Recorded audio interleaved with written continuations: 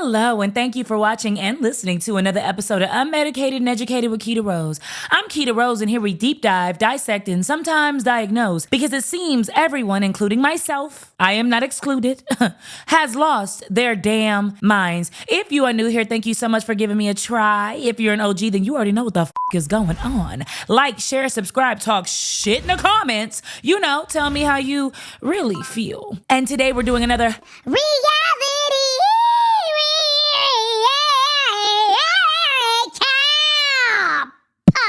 So basically, this episode is called The Morning After, and we're still on love during lockup. Boy, did a lot happen in this episode. So first we see Ayana, and she's in the car with Lexi. Ayana's always in the car pissed off about something. So Ayana is mad that the court basically set her sentencing date at the same time that she was supposed to see Jamal. Now, she never gets to see Jamal in person. She only gets to see him through video chat. So this date was like really important to her. Y'all know how much Ayana loves her some Jamal. So the fact that she can't see him for the full amount of time, which is I believe 3 hours, is really pissing her off. So she just gets back from the judge. Lexi picks her up because she's not allowed to drive. Remember, she doesn't have a license. It's suspended. She was driving while high. Well, y'all got to see each other. Like, just give me a second, yo. Trying to chill. I'm just trying to chill. And really pissed off, too, about the fact that, like, how dare she get in trouble for driving under the influence? Like, even if I do get into a car accident and hit somebody and kill a family of 4, oh, well. You know what I mean? Like, oh, well, they shouldn't have been on the road. They shouldn't have been driving to Disney World. I'm high, I'm on the street. Basically, Ayana is talking about how mean the judge was and how much the judge had such a bad attitude, right? She was like, I'm tired of people who go to dumbass school and get that stupid ass piece of paper and then can tell me what I could do with my life. It's not fair. Like, what the hell gives you the right to tell me whether or not I'm going to jail or I'm free? That's why she went to school. Ayana, baby, are you okay? That's why people go to school. Like, I never understood people that get mad at the consequences after breaking the law, breaking the rules. It doesn't make sense. Like, hey, you're gonna be fined if your dog takes a shit here. And it's like, yeah, Fluffy did take a shit exactly where they said not to, but can you believe that they're charging me $60? Yes! Yes, we can believe it. You break the law, Ayana. And that dumbass piece of paper is a degree. And basically, it gives the judge jurisdiction on whether or not your ass is going to be free to go, good to go, or you're going to have to spend time in prison. So she's only got 15 days. And, you know, you're a repeat offender, Ayana. If I was a judge, I'd have been like 90. 90 like the franchise. You're going 90 day. You're going to jail for 90 days because clearly you haven't learned. I couldn't be a judge, period, because after the first time you did the offense, maybe I'm gonna be lenient. But the second, third, fourth time I see you in my courtroom, oh, you don't give a Oh, you think I'm playing? I'm not. Stop committing crimes. So basically the producers asked Lexi, like, what's going on with Ayana? And Lexi's like, hey, listen, Ayana's always been like this. She doesn't understand reality. Like, she's just always had like a warped perception of reality, and she doesn't understand something is serious until she's fallen on her face. Like, she has to hit rock bottom. And I too knew of a girl that like had to learn the hard way. Like, I don't understand people like that. I mean, clearly there's been times where we were young and it's like our parents were like, hey, don't do this, and we still did it, you know, but that's more so of like, they don't know, you know, they're giving me advice from the olden days, from back in the day. This is now, you know, this is modern day, and so they wouldn't get it. That's different from like, hey, if you touch the stove, I'm telling you, it's gonna be hot and it's going to burn you. And there are people that need to learn the hard way, and so they're gonna touch the stove anyway. And when they touch the stove, you know, and their hand and their skin is searing off, and they don't know what to do, and they have 90-degree burns and they have to go to the hospital. What kills me about those type of people is, it's like, if you're gonna touch the stove, touch it. If you're gonna break the law, break it. Do your thing. But then they always want to play victim, and they want people to feel sorry for them. And usually it's the people that told them not to do what they did in the first place. Like, hey, the stove is hot, don't touch the stove. Oh my God, can you believe it? My hands, they hurt. Like, what am I gonna do? Can you help me? No, I'm not going to take time out of my day. If Lexi is better than me, I'm not going to take the time out of my day to drive you around to different court-appointed meetings so that you can get sentenced in several different counties because you don't understand not to do something wrong. You don't understand that the law is there for a reason and it keeps everyone safe and it keeps everyone from chaos. But some people need chaos in their life. They feel like basic is boring. Now, see, I ain't never been that type of person and I don't think I'm ever going to be. I don't want a whole bunch of drama. Maybe when I was 18, 19, like let's turn up, let's twerk outside on top of a Toyota and like act a fool. And if somebody is shooting, ooh, it's an adrenaline rush. Now I'm like, oh no, my blood pressure, I can't go to the party. It's too much. And so I think Ayana is the type of person that needs drama. She needs something going on. She needs fights. She needs drugs. She needs sex. She needs a lot of shit that's going on or else she'll feel like she's living a boring life. And that's just incredibly unfortunate. So she's on her way to the jail to see Jamal. So then it goes to Candice and Andrew. And if you remember, Andrew's financial advisor told him that he's broke. He has no money. He actually needs another job. So him being, I believe, like a warehouse manager isn't making enough to not only pay child support, pay his bills, pay for his car, but he has to buy her a car, buy her all these gifts. I don't know where he's getting this money. He doesn't have any money. So I'm assuming he's like dipping into his savings. So finally, Candice is free and she is really enjoying her truck. She's enjoying all her gifts. She steps into the apartment. She's like, oh my God, it's beautiful. I love it. But she has to go check in. Now, I don't know if she has to go check into a halfway house. I'm not really privy to prison rules and prison protocol.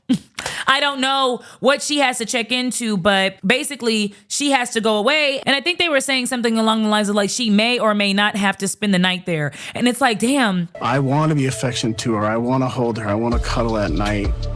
But she hasn't slept with anybody in over 2.5 years.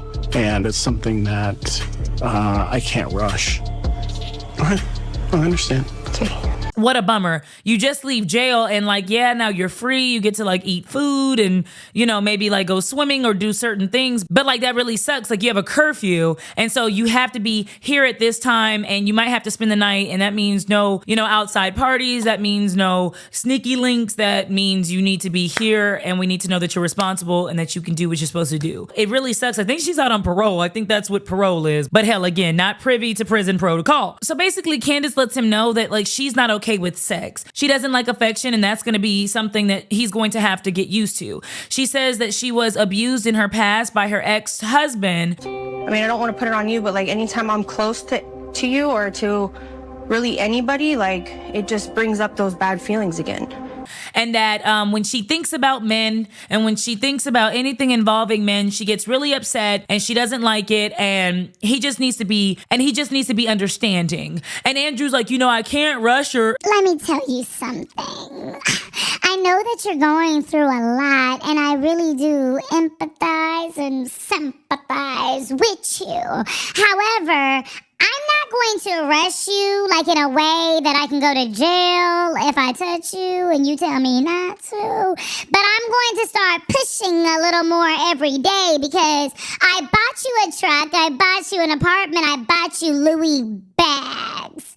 So I'm going to need a little bit of that ass. Stop playing with me. Stop playing with me. I don't understand why Andrew doesn't get it. She doesn't like you. Candice, are you attracted to Andrew? She's not attracted to you. She doesn't want to show affection. All throughout her prison sentence, she's writing you about what she can't wait to do to you and all this stuff. And she's getting you really excited. And people that have experienced those type of things don't even want to talk like that. They don't even want to play like that because they want you to understand and they want to make it very clear that when I come out, there will be none of that. I'm good on it and you need to just respect my boundaries. And if you can't do that, then we can't be together. But in this case, she's accepting all these gifts. She's flirting. She's being very sexual through letters, but when we get down to it, it's like, nah, I'm good on it, don't touch me. She said we can sleep in the same bed, but like it needs to be head to foot. Damn, I can't even cuddle with you. You mean to tell me that we can't even sleep head to head, foot to foot? We can't even spoon. I'm understanding about your situation involving sex, and I do get that you don't know me. She also said, she's like, well, you know, I don't know you like that. You don't know me like that, but you can take all my money? You don't know me like that, but you can take all my money. Like, I know you enough to accept all these gifts, but I don't know you enough to accept any of your advances, so you just need to back up. That is like the biggest red flag ever. That right now, she is telling him to his face, you will not touch me, you will not kiss me, we will not spoon, we will not hug.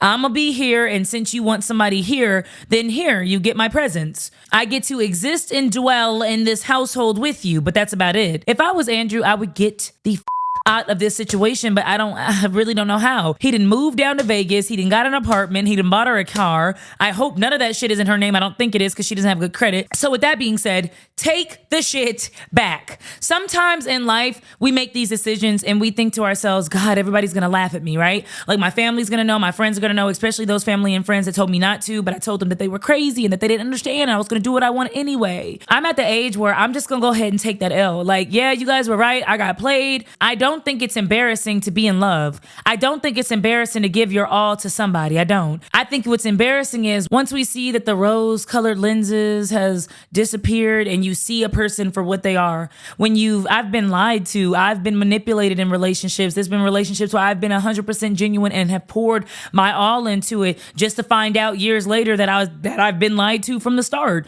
Does it hurt? Yes. Did it break me? No. Hell no. But was it close to breaking me? Absolutely. Because it's like, damn, I must be an idiot. How didn't I see that? But you know what? There are people in this world that are leeches. There are people in this world that suck everything good out of people and out of situations. And that's all they are. It's like succubus. That's just what they are. And they prey on the weak and they prey on empaths and they prey on good people. And so if you're a good person, then you already know that out here in this world, it's hard to have a good heart. But what makes you strong is the fact that you continue to have a good heart no matter what trials and tribulations you go through, no matter who's trying to hurt you. You still remain a good person, but you set those boundaries and you say, hey, I gave you my all. You had it right here. It was given to you, but you didn't appreciate it. And now I got to take it back and I got to get the on. Sorry. Go suck the life out of somebody else because you can't do it over here no more. And I wish Andrew would see it. And I don't know what it's going to take. Hell, I thought not getting booty was it. I thought that him not getting booty was going to be enough for him to be like, hey, I think I made the wrong decision. So then we move to Joey and Michael. So you remember the last we heard about Michael, he was either going to be in jail for the next 6 days, 6 weeks, or 6 years. We don't know. He doesn't even know what's going on. And I just find it weird. I never understand whether or not the inmate is like lying or they really don't know this information. Why don't you know when you're going to get out of jail? Joey is really, really suffering right now. He's going through it. His mom just tragically suffered a brain aneurysm, and so she's in the hospital and she has to do a couple more surgeries before the doctors figure out if she's gonna make it or not. And so he goes over to his friend's house. He basically apologizes for being MIA. He's like, hey, listen, my mom is really sick. Something's going on. I don't know what to do, and I'm just thinking a lot about life, and I don't know. I'm looking at life a little bit differently. And sometimes when we suffer tragedies, right? Divorce, breakups, death, things like that, it puts life in a different perspective. It makes you think differently than you were thinking before. And so he starts to think about, like, why am I with Michael? You know, if my mom gets out the hospital, then I'm going to have to take care of my dad who's really depressed about his wife suffering a brain aneurysm, and then I'll have to take care of my sick mother. And so I can't necessarily guarantee that I'm going to be able to take care of you if you come out of prison with no job, no education, no skill set, nothing, no means to make money. It'll just be like me, a 40-year-old who's already suffering with addiction, who already leaned heavily on my parents to help me survive and thrive and function. But now I have to take care of 3 people. That's a lot. That's a big shift. And so he finds himself distancing himself from Michael. And I know that this is really, really bad. I'm in no way, shape, or form celebrating his mother's aneurysm. Like, I really do hope that she gets well, and I'm sending prayers to the family. But sometimes God takes you and puts you through hell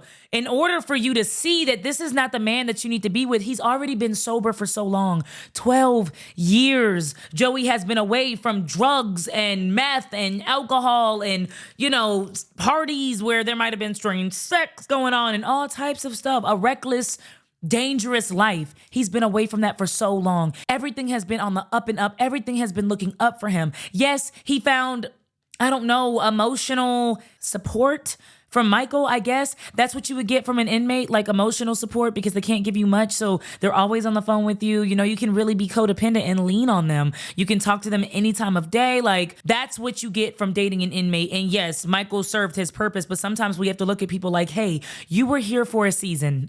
This season was, I really needed someone to talk to, and you were there for me, and thank you so much. And you really needed someone too, and I was there for you, and no problem. Don't mention it. But we can't be together no more. And so I'm really happy that Joey is distancing himself away from Michael, and I hope that is it. That is enough. But you know what how the devil works is, in 2 weeks, Michael will be out knocking on the door like, hey, yeah, they actually released me, and now I'm in front of you face to face, and you're gonna have to make the decision on whether or not you want me in your life. And like, damn it. I hope that doesn't happen. So then it goes to Shante and True. Remember, True is in prison and he's not attracted to black women, and he's never actually seen Shante in person, but they're gonna get a restaurant together. Have y'all seen each other? Like, No, I send him pictures almost every day. And Shantae's already invested a lot of money in him, and plus they're engaged. Never seen each other, never kissed, never had sex, never did anything, but they're engaged. Okay. So basically they're on the phone, and True's like, hey, you know you gonna have to meet my mama, but just be cool, cause you know, her and my sister got a really bad attitude, much like you. So y'all might actually like get into it. I don't have a bad attitude, and also, what do you mean? They just so do they randomly have terrible fucking attitudes? Or does something have to happen? Like, do I have to be rude first and then they'll react, or am I just coming in and they're guns a-blazing? Like, tell me what's up. These women are really strong, being able to meet these people, these people's people. I'm gonna come with you when you get out of jail, and that's when I'm gonna meet your family for the first time, and it's gonna be really special, and there's gonna be balloons and cakes and shit. That's how we're gonna do that. So anyways, Shante ends up meeting his mother and sister, and basically the mom is like, I don't understand why True is with you. I don't really get it.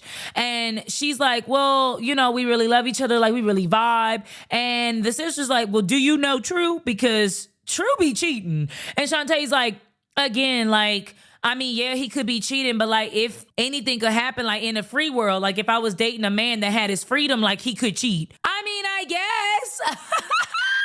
So basically, Shante is going to go see True's family. And I just find it to be weird because she explains to us that True and his mom haven't been talking for a long time. Like, in fact, they just got back cool again 6 months prior to this meeting. Now, the reason that they weren't on good terms was because when True had got locked up for burglary, robbery, he stole, I'm sorry, because redemption is, you know, people do change. His mom was a character witness and basically told the judge that nothing is going to change this man. He needs to go to jail. If you let him out, he's gonna do it again. And I know that seems really harsh, and it seems like, you know, damn, mom, you're supposed to be, you know, my mother. You're supposed to ride for me. You're supposed to have my back no matter what, no matter the circumstance. But I'm with the mama. If I feel like you're a danger to society, if I feel like you haven't changed, if I feel like you're not going to do what you're supposed to do, why the fuck would I sit on that stand and raise my right hand and say that I can vouch for you? That's the same thing when people, they go to those bail bondsmen and it's like, oh yeah, I believe that they'll do the right thing, that they'll, you know, do their parole or whatever they need to do. They'll make their bond, bail, whatever the fuck it's called. If they don't, you can take my house. If they don't, you can take all the shit that I own. Oh no, never, never. I could probably say, best I can do is get on the stand and say that you were a good kid, that you were a really good kid, and that maybe you're just down a wrong path. But I'm not gonna sit up there and lie to them people. So I don't even know why you had me as a character witness. His sister apparently got on the stand, said the same thing, which is that not a big ass red flag? His family said that this man does not change. This man is not going to change his ways. And yet here you are fighting for him. She basically said that the reason why she thinks that the mom is going to have an issue with her is because whenever she's late sending True money, the mom calls her up like, why the are you late? What's wrong with you? Like, what's going on? And with that, I'm going to take a sip. And if you want to have a sip out of one of my lovely wine tumblers, then come on down to KitaSaidIt.com and come check out the rest of my stuff. If you want to support me and this channel, we'll be here. Use code LOVEMAMA for a little gift and a little extra off. You know, I got you like that. She meets with the mother and the sister, and they're actually pretty cool, you know. Really, they just pretty straightforward and direct individuals. And they're like, so what do you see out of True? Like, why do you think that this relationship is going to work? And she's like, you know, we just vibe, like we just cool. And they said, well, how are you guys engaged if you guys never seen each other? And it's like, you know, I be sending him pictures. Do you know that my son and my brother, that True doesn't like black women? Like, he's never, ever dated black women. You don't feel like it's a chance he could be using you? I feel like you take them same chances with the man out here. And then the show shows us, you know, some of the people that he's dated in the past, and they've all been heavy-set white women or what looks to be maybe heavy-set biracial women, but nowhere near her skin tone, her hair texture. He doesn't like, and he's not attracted to black women. What is changing his mind? What about you? You have to think, what about you makes him want to just change everything about what he was into before? What about you? Why do you feel like you're that special? So basically, you know, Shantae's just staying strong. She's like, that's my man. That's my baby. It doesn't matter that he didn't like black women before. There's a first time for everything. Okay. And so at that moment, True calls, and the mama's like, hey, so why are you marrying this woman? Like, what is this about? And he like, I can't answer that. I can't answer that. What do you mean? Baby, what do you mean? He said, I can't really answer that right now. We vibing, we cool. And she said, okay, well, where are you living? Since that's your wife, that's going to be your wife. Where are you going to live when you get out? Because you got me telling the folks that you're going to live with me. And it seems like the mom is a law-abiding citizen. Like, you're not going to use my address on parole and then go somewhere else. And so when they come looking for you, you're not going to be here. And again, I'm getting called a liar. I have to deal with those consequences. No. So where you finna go? And he like, you know, I'm finna stay with you.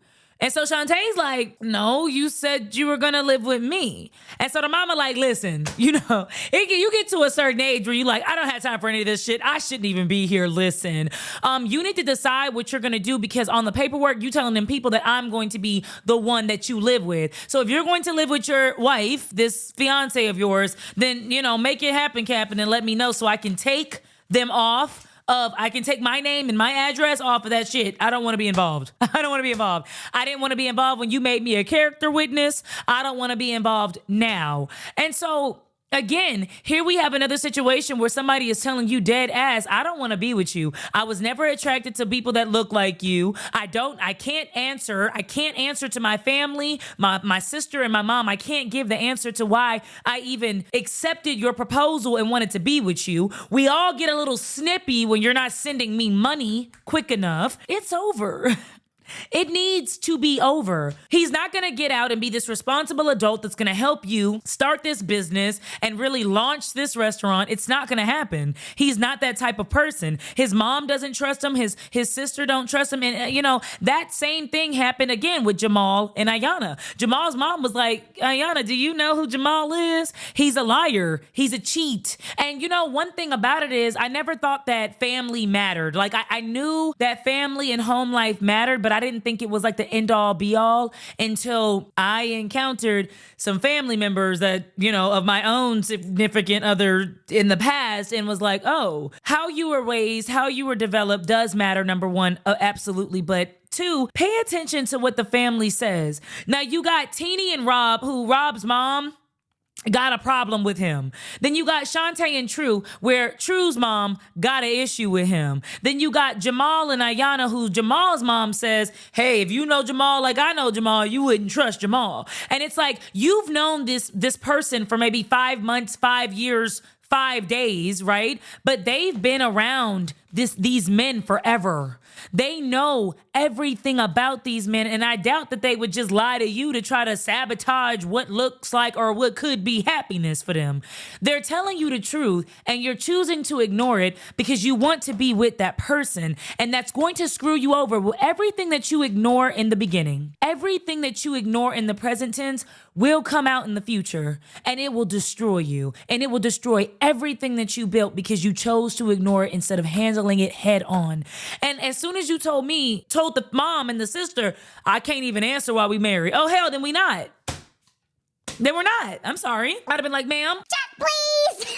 I'm sorry for wasting your time. I'm sorry. Appetizers on me. The beer's on me.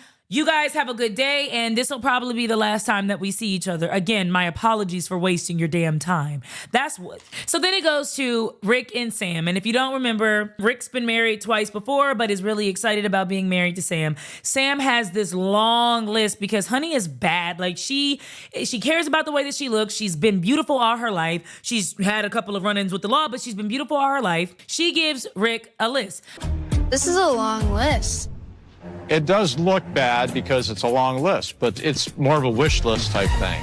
I never seen no one need so many vitamins. The list is basically like, I want vitamin B, I want vitamin C, I want vitamin D, I want magnesium, I want crepe away. You know, when the ladies got the crepey skin, I want crepe away.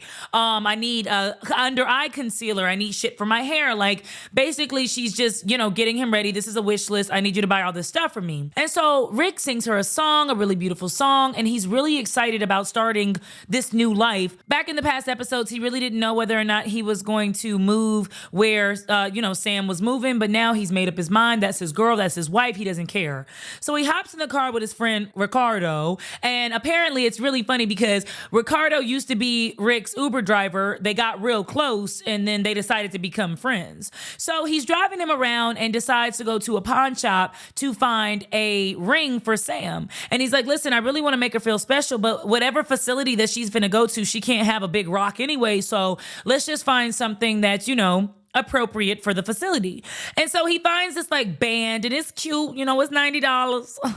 And it is what it is. And so he's happy that he found a steal, He's able to get the ring for the girl that he loves and it's under $100. I mean, I'm not one of those people that think that the ring has to be $10,000, but damn, I mean, I want you to at least make some payments. For me, make 5 payments for me. I think I'm worth 5 payments. Come on, what the Basically, Rick's friend is apprehensive about this relationship. He doesn't think that Sam is in it for the right reasons because of the list. He's like, hey, listen, I think she about to sell some stuff. Why she need vitamin D? Because I've been eating prison slop for 6 years and my freaking bones are rotting and my joints are f***ed up and my nerves are bad and I need vitamin A through C. I'm not going to sell my crepe away. I have crepey skin now. I'm getting old in prison and I can't moisturize. Some people you got to listen to. I'm literally at the point in my life where I will tell my friends about my relationship. I will tell my friends about other friends, but I'm going to make my own decision. If I really need your help, I'll ask for it, but I'm going to make my own decisions because some people will just run you just in separate, in just the wrong path, the wrong direction, right? This doesn't even make sense. She's not selling vitamin D in prison. They're not going to cut it off and do a line of magnesium or omega-3. It's not going to happen. So anywho's, it ends with Ayana and Jamal. Ayana only gets to see Jamal for about 30 minutes, so she's kissing him, but she's crying. She's really upset. She has to go to jail. And Jamal decides to call her even though he just seen her. I mean, hell, they ain't got shit else to do.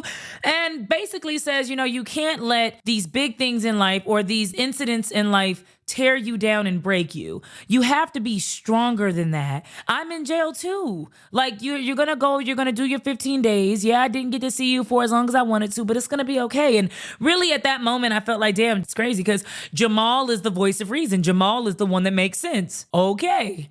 Anyways, let me know how you guys feel in the comments. Who's your favorite couple? Who's not your favorite couple? Listen, do you believe that Joey's really gonna stay the F away from Michael? Or do you think he's 3 phone calls away from giving it up and committing Photoshop fraud for Michael again? Be honest. Do y'all think Shante a little slow? How y'all feel about Shante? Listen, hey. And have you ever been in a situation where you ignored some huge red flags because you already made a huge investment in the relationship and you just felt going going along with the relationship and seeing whatever may come of it is better than, or was better than, taking it all back and backtracking and saying, hey, I might have made a mistake. Have you ever experienced that? And tell me a little bit about that in the comments. Until next time, Father God, I'll holla.